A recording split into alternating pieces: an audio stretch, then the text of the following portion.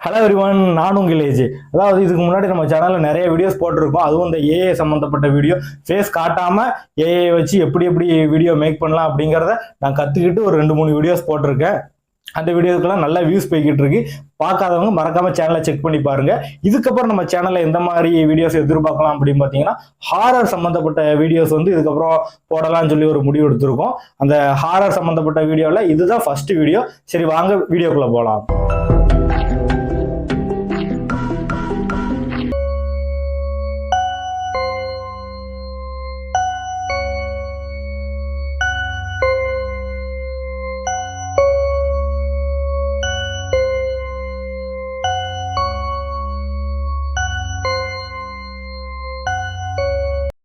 கேரள மாநிலம் பத்தனந்திட்டா அப்படிங்கிற இடத்துல ஒரு அடர்ந்த வனப்பகுதி இருக்கு. பத்தனந்திட்டா மாவட்டத்துல இருந்து சுத்தியுமே அடர்ந்த வனப்பகுதி தான், ரப்பர் காடுகள் நிறைந்த ஒரு அடர்ந்த வனப்பகுதி தான் அது. அந்த வனப்பகுதியில புதுக்களம் அப்படிங்கிற ஒரு சின்ன ஒரு ஊர் இருக்கு. அந்த ஊர் பக்கத்துல இருக்கக்கூடிய ஒரு சிறிய கிராமம் தான் பத்துலயம் அப்படிங்கிற அந்த பேர்ல இருக்கக்கூடிய அந்த கிராமம். அந்த கிராமத்துல ஒரு 20 வருஷத்துக்கு முன்னாடி ஒரு பெண்மணி, அந்த பெண்மணியோட பெயர் ஜெயா அப்படிங்கிற மாதிரி சொல்றாங்க. அந்த பெண்மணி தன்னோட கணவர் முத்துராமனோட நல்லாவே வாழ்ந்துட்டு வராங்க. ஒரு பல வருஷமா அந்த சின்ன கிராமத்துலதான் வாழ்ந்துட்டு வராங்க. அடிக்கடி இவங்க வந்து ரப்பர் எஸ்டேட்டுக்கு போய் அந்த ரப்பரை வெட்டி விடுவாங்க பாத்தீங்களா, அந்த பால் வரும்ல, அந்த மணிக்கு ஒரு இடத்துல போய் வேலை பார்க்கறவங்க தான் இவங்க 2 பேருமே. இப்படி அவங்களோட ஒரு வாழ்க்கை சந்தோஷமா போய்கிட்டு இருக்கும் போது அவங்களுக்கு வந்து ஒரு பெண் குழந்தை பிறகு அந்த குழந்தை நாளடைவில் கொஞ்சம் கொஞ்சமா வளர ஆரம்பிக்கு. இப்படி அந்த பெண் குழந்தைக்கு ஒரு 3 வயசு இருக்கிறப்ப அந்த குடும்பத்துல ஒரு சின்ன ஒரு பிரச்சனை வந்திருக்கு. எந்த மாதிரி அப்படின்னா, அந்த பெண் வந்து எங்கேயோ ஒரு இடத்துக்கு போயிட்டு வந்திருக்கிறாங்க. அப்படி போயிட்டு வந்த உடனே இவங்க என்ன பண்ணியிருக்கிறாங்க, அவங்கள அந்த பெண்ணோட கணவர் நீ எங்க போயிட்டு வந்த அப்படின்னு சொல்லி சும்மா யதார்த்தமா கேட்டுக்கிட்டு இருக்கும் போதே அவங்களுக்குள்ள நீங்க என்ன சந்தேகப்படுறீங்க வைக்கிறீங்க அப்படிங்கிற மாதிரி ஒரு பெரிய சண்டை வந்திருக்கு, ஒரு பெரிய பிரச்சனை வந்திருக்கு. உடனே அந்த பிரச்சனை வந்து இதுக்கு முன்னாடி நிறைய வாட்டி அந்த மாதிரி பிரச்சனை வந்திருக்கு. அதனாலதான் அக்கம் பக்கத்துல நிறைய பேர் இருந்திருக்கிறாங்க. அன்டைம் நைட் ஒரு 11 மணி போல நடந்ததுனால இது வந்து சாதாரண ஒரு சண்டை தான் அப்படின்னு நினைச்சு அக்கம் பக்கத்துல உள்ள யாருமே கண்டுக்கிடலையா. அப்படி கண்டுக்கிடாம விட்டதுனால அவங்களுக்கு சண்டை வந்து முத்திட்டு நைட்டு ஒரு 12 மணி 1 மணி இருக்கும். அப்போ சண்டை ரொம்ப அதிகரிச்சு கடைசியில இவளை வந்து எப்படியாவது கொன்றணும் அப்படிங்கிற மாதிரி அந்த பெண்மணியோட கணவனுக்கு தோணி இருக்கு. அப்படி தோணுனது மட்டும் இல்லாம இவங்க சண்டை போட்டுக்கிட்டு இருக்கும் போதே இந்த கணவன் வந்து அந்த பெண்மணியை போட்டு அடி நடிச்சிருக்கிறாரு. அடிச்சது மட்டும் இல்லாம தண்ணி தொட்டிக்குள்ள தள்ளி விட்டுருக்காரு. தள்ளி விட்டு அந்த ஃபேஸை லைட் அப்படி படத்துலலாம் காட்டுற மாதிரி முக்கிய எடுப்பாங்க பாத்தீங்களா, அந்த மணிக்கு ரொம்ப கொடுமை பண்ணியிருக்கிறாரு அந்த பெண்மணியை. அது மட்டும் இல்லாம இவரு கோவத்தோட உச்சத்துக்கு போயிட்டார். கடைசியில அக்கம் பக்கத்துல உள்ளவங்க யாருமே வரலையா, ஆளு பயங்கர போதையா, நல்லா குடிச்சிருந்தாப்புலையா. அது அவங்க கூட குடிச்சவங்க தான் சொல்லியிருக்கிறாங்க மறுநாள் காலையில. ஆனா இந்த நைட் என்ன நடந்துச்சு அப்படின்னா, அந்த பெண்மணியை தண்ணியில முக்கி எடுத்ததுக்கு அப்புறம் இவர் நேரம் என்ன பண்ணிட்டாரு, நேரம் அந்த பெண்மணியோட உடம்புல வந்து மண்ணெண்ணெயை ஊத்தி இருக்கிறாரு. மண்ணெண்ணெயை ஊத்தி உயிரோட அந்த பெண்மணி நீ சாவு, நீ எனக்கு தேவையே இல்லை, உன்னை கொன்னாதான் எனக்கு வந்து ஆத்திரம் அடங்கும் அப்படிங்கிற மாதிரி மண்ணெண்ணெயை ஊத்தி இவரே அந்த பெண்மணியை எரிச்சு கொன்னுட்டாருன்னு சாகலை, பெண்மணியை எரிச்சிட்டாங்க. அந்த பெண்மணி வந்து பாதி எரிஞ்ச உடம்புல அந்த வீடு ஃபுல்லா சுத்தி ஓடி இருக்கிறாங்க.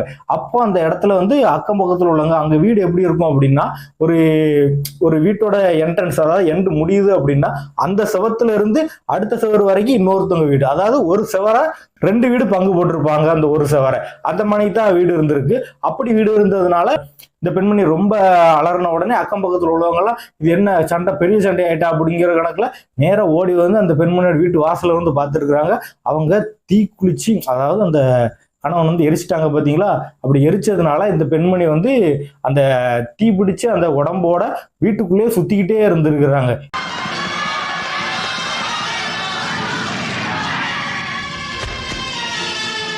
அந்த பெண்மணி வந்து எல்லா இடத்துலையும் சுத்திக்கிட்டு இருந்ததுனால தீயும் பயங்கரமா பிடிச்சதுனால ஒண்ணுமே செய்ய முடியல. கடைசியில ஒரு வழியா அந்த தீய அணைச்சிட்டாங்க. அணைச்சதுக்கு அப்புறம் இவங்க என்ன பண்ணியிருக்கிறாங்க, ஹாஸ்பிட்டலுக்கு ஃபோன் பண்ணி ஆம்புலன்ஸ் வர வச்சிருக்கிறாங்க. நைட்டு ஒரு 3 மணி போலுக்கு ஆம்புலன்ஸ் வந்திருக்கு. அப்போ அவங்களுக்கு வந்து உடம்புல உயிர் இருந்திருக்கு. ஆனா முக்கால்வாசி ஒரு 95% மேல எரிஞ்சிட்டாங்க உடம்பு.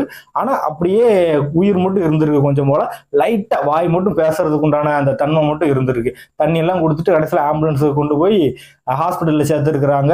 ஹாஸ்பிட்டல் ட்ரீட்மெண்ட் பார்த்துட்டு அப்பவுமே டாக்டர் சொல்லிட்டாங்க, இல்லை இவங்க வந்து 24 ஹவர்ஸ் உயிரோட இருக்கிறதே பெரிய விஷயம், கண்டிப்பா அவங்க இறந்துருவாங்க அப்படின்னு சொல்லி டாக்டர்ஸே சொல்லிட்டாங்களாம். பணக்காரங்க எல்லாரும் சேர்ந்து இவங்களோட கணவன் மேல கம்ப்ளைண்ட் கொடுக்கணும் அப்படின்னு சொல்லிட்டு போலீஸ் ஸ்டேஷன்ல கம்ப்ளைண்ட் கொடுத்து அந்த ஹாஸ்பிட்டல் போலீஸ்காரங்க வந்து அந்த பெண்மணி உயிரோட தான் இருக்காங்கன்னு தெரிஞ்சதுக்கப்புறம் அவங்ககிட்ட லைட்டா விசாரணை பண்ணுவாங்க பாத்தீங்களா லைட்டா. அப்போ உன்னை யாரு கொன்னது, அவன் புருஷன் தான் கொன்னதா, அவன் புருஷன் தான் தீ வச்சானா, இல்ல உங்களுக்குள்ள வேற எதுவும் பிரச்சனை அப்படின்னு சொல்லி கேட்கிறப்ப அந்த பெண்மணி அவங்களுக்கே தெரிஞ்சு போச்சு போல, தான் எப்படி இறந்துருவோம், தன் புருஷன் உள்ள போயிட்டாங்க அப்படின்னா தன்னோட பெண் குழந்தை வீட்டுக்கு, அதாவது தன்னோட பெண் குழந்தைய வந்து பாத்துக்க ஆள் இல்லாம போயிருமே அப்படின்னு யோசிச்சாங்களா என்னன்னு தெரியல. இல்ல அந்த பெண்ணோட மனசு அப்படியான்னு தெரியல. கல்லானாலும் கணவன், புல்லானாலும் புருஷன் சொல்ற மாதிரி அந்த பெண்மணி ரொம்ப நல்ல பெண்மணியான ஒன்றும் தெரியல. அவங்க போலீஸ்காரங்க விசாரணை பண்ணிக்கிட்டு இருக்கும்போது, இல்ல நானா தான் தீ குளிச்சுக்கிட்டேன், எனக்கு வந்து ஒரு சிறிய ஒரு பிரச்சனை இருந்துச்சு உடம்புல, அதை என்னால தாங்க முடியல, அதனாலதான் நானே தீ வச்சு சாகலான்னு முடிவெடுத்து நானே சூசைட் பண்ணிக்கிட்டேன் அப்படிங்கிற மாதிரி அந்த பெண்மணி சொல்லியிருக்கு. இப்படி சாகிற நிலையில இருக்கும்போது ஒருத்தங்க மரண வாக்குமூலம் கொடுத்தாங்கன்னா அது கண்டிப்பா உண்மையாதான் இருக்கும்னு போலீஸ்காரங்க நினைச்சிட்டு அந்த ஃபைலை சூசைட் அப்படிங்கிற மாதிரியே பண்ணி ஃபைலை க்ளோஸ் பண்ணிடுறாங்க. அப்ப அந்த பெண்மணி எந்த அளவுக்கு ஒரு தங்கமான பெண்மணியா இருந்திருக்கிறாங்கன்னு பாத்துக்கோங்க. டாக்டர் சொன்ன மாதிரி 24 மணி நேரம் கூட ஆகல, அந்த பெண்மணி இறந்து போயிட்டாங்க. இப்படி இறந்து அந்த பெண்மணி வந்து ஒரு 25 நாள்ல இருந்து ஒரு 28 நாள் வரைக்கும் அந்த வீடு வந்து ஒரு நிம்மதியான வீடாகவும் அந்த இடம் வந்து ஒரு நிம்மதியான இடம் மாதிரியாகவும் தான் இருந்திருக்கு. ஆனா அதுக்கப்புறம் அவங்களோட கொஞ்சம் ஒரு 2 வீடு தள்ளி இருக்கக்கூடிய அவங்களோட சொந்தக்காரங்க, அவங்க சொந்தக்காரங்க 2 வீடு தள்ளி இருந்திருக்கிறாங்க. அப்போ இந்த பெண்மணிக்கு வந்து ஒரு பல வருஷமா குழந்தை இல்லாம இருந்திருக்கு. அப்படி குழந்தை இல்லாத டயத்துல இவங்களோட அந்த தூரத்து சொந்தம் சொன்னோம் பாத்தீங்களா, அப்படி தூரத்து சொந்தத்துல உள்ள அந்த வீட்டுல உள்ள பசங்க பொண்ணு ஒரு 3 பேர் இருந்திருக்கிறாங்க. அவங்க தமிழ்நாட்டில தான் படிச்சிருந்திருக்கிறாங்க, தமிழ்நாட்டுல திருநெல்வேலி மாவட்டத்துல தான் படிச்சுட்டு இருந்திருக்கிறாங்க. அவங்க ஆனுவல் லீவு, இந்த மாதிரி குவார்டர் லீவ், ஹாஃபர் லீவ் வரும் பாத்தீங்களா, அந்த மாதிரி லீவுக்கு மட்டும் அவங்களோட அந்த சொந்த வீட்டுக்கு அந்த பத்தனந்திட்ட மாநிலத்து போவாங்களாம், அந்த வீட்டுலதான் இருப்பாங்களாம். இந்த இறந்து போனாங்க பாத்தீங்களா இந்த அக்கா, இவங்களுக்கும் அந்த குடும்பத்துக்கும் வந்து ரொம்ப க்ளோஸா, ஏன்னா இவங்களுக்கு வந்து பிள்ளை இல்லை அப்படிங்கிறதுனால காரங்களுக்கு பிறந்த அந்த 2 பையன் ஒரு பொண்ணு, அந்த 3 பேரையும் தான் தன்னோட பிள்ளை மாதிரி இந்த அந்த அக்கா வந்து ரொம்ப அளவுக்கு அதிகமா அன்பு காட்டி ரொம்ப வருஷமா அந்த அக்கா தான் வளர்த்துருக்குறாங்க. இப்படி இருக்கிற பட்சத்துல ஒரு 30வது நாள் சரியா தாண்டி இருக்குங்க. அப்படி 30வது நாள் தாண்டினதுக்கு அப்புறம் திடீர்னு அந்த சொந்தக்காரங்க வீட்டுக்கு அந்த குழந்தைங்கலாம் வந்திருக்கிறாங்க. ஒரு லீவு வந்திருக்கு, அந்த லீவுக்கு வந்து குழந்தைங்க வீட்டுக்கு வந்திருக்கிறாங்க. அப்போ திடீர்னு வழக்கமான ஒரு சவுண்ட் இல்லாம ஒரு அதிபயங்கரமான ஒரு காத்து அடிச்சுக்கிட்டு இருந்தது.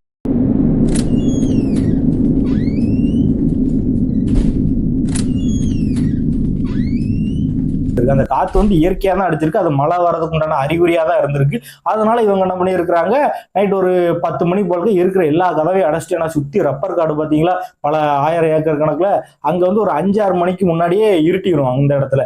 அதனால இவங்க வந்து ஒரு 9 மணி தாண்டிட்டு உடனே காத்தும் அடிக்க மழையும் பெய்ய போகுது அப்படின்னு எல்லா கதவையும் அடைச்சிட்டாங்க. அடைச்சிட்டு நிம்மதியா படுக்கலாம்னு சொல்லி படுத்துருக்குறாங்க. அப்போ கரண்ட் வந்து அந்த டிம் லைட்டா எரியும் பாத்தீங்களா, விட்டு விட்டு கரண்ட் வந்துட்டு போகும் பாத்தீங்களா, அந்த மாதிரி தான் எரிஞ்சுக்கிட்டு இருந்திருக்கு.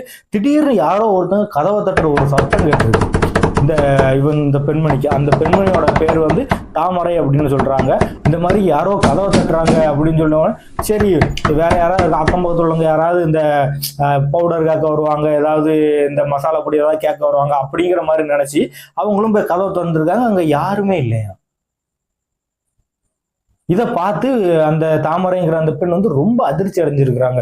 அதிர்ச்சி அடைஞ்சது மட்டும் இல்லாம தான் பிள்ளைகளை ஒரு இடத்துல மொத்தமா கூட்டி வச்சு, யாரும் இந்த இடத்த விட்டு அசையாதீங்க, யாரோ வீட்டுக்கு வந்து கதவை தட்டுறாங்க, யாருன்னு தெரியல அப்படின்னு சொல்லிட்டு அக்கம் பக்கத்துல உள்ள வீட்டுக்கு போய் பார்த்துருக்காங்க. பக்கத்துல உள்ள 2 வீட்டுக்காரங்களுமே அப்போ ஊர்ல இல்ல.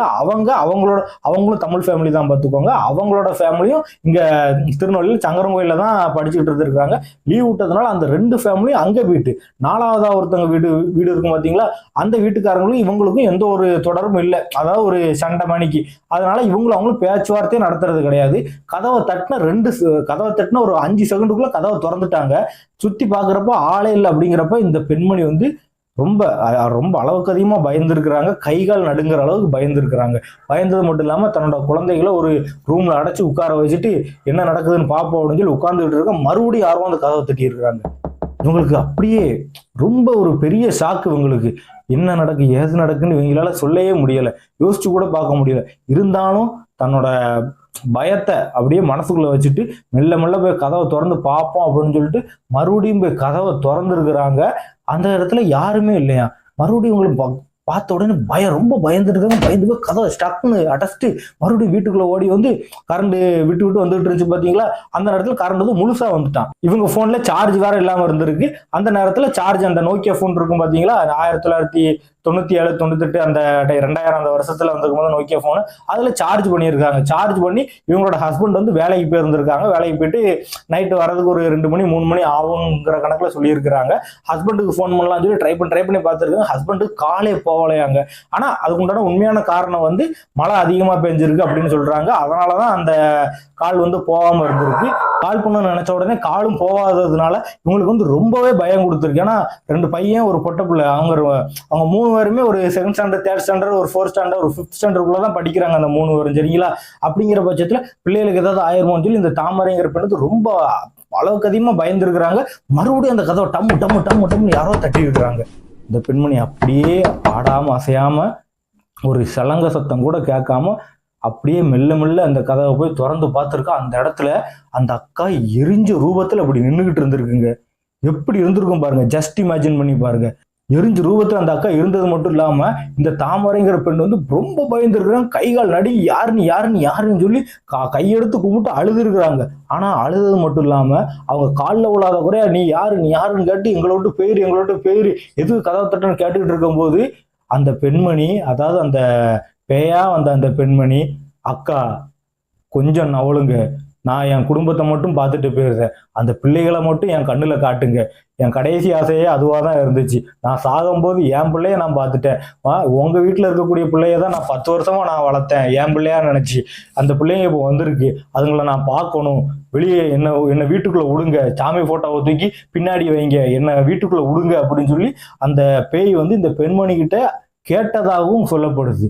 ஒரு பாசமான ஒரு பெண்மணிய அந்த கணவனுக்கு எப்படி உயிரோட தீ வைக்கணும் அப்படிங்கிற ஒரு எண்ணம் வந்துச்சுன்னு இதுவரைக்கும் ஒரு விடையே கிடைக்கலங்க. அங்க உள்ள ஒரு சில பேரை நான் விசாரிச்சேன். ஏன்னா அங்க வந்து எனக்கும் சொந்தக்காரங்க இருக்காங்க. நான் சின்ன வயசுல இருக்கும்போது நடந்த அந்த சம்பவம் தான் அது. அந்த பத்தலையம் அப்படிங்கிற அந்த ஊர்ல தான் நானும் பல வருஷமா இருந்தேன். அப்போ எனக்கு தெரிஞ்ச கதை இந்த தாமரை அப்படிங்கிற அந்த பெண் பெயரை மாத்தி தான் சொல்லியிருக்கேன். அவங்க என்னோட சித்தி தான். அவங்க என்கிட்ட சொன்ன கதையை தான் இப்ப நான் உங்களுக்கு சொல்லிக்கிட்டு இருக்கேன். இது வந்து 100% உண்மையிலே நடந்த சம்பவங்க. இதுக்கு சாட்சி அவங்க மட்டும் கிடையாது, அந்த கூட இருந்த அந்த 2 பசங்களும் அந்த பொண்ணுகளும் தான். சரிங்களா.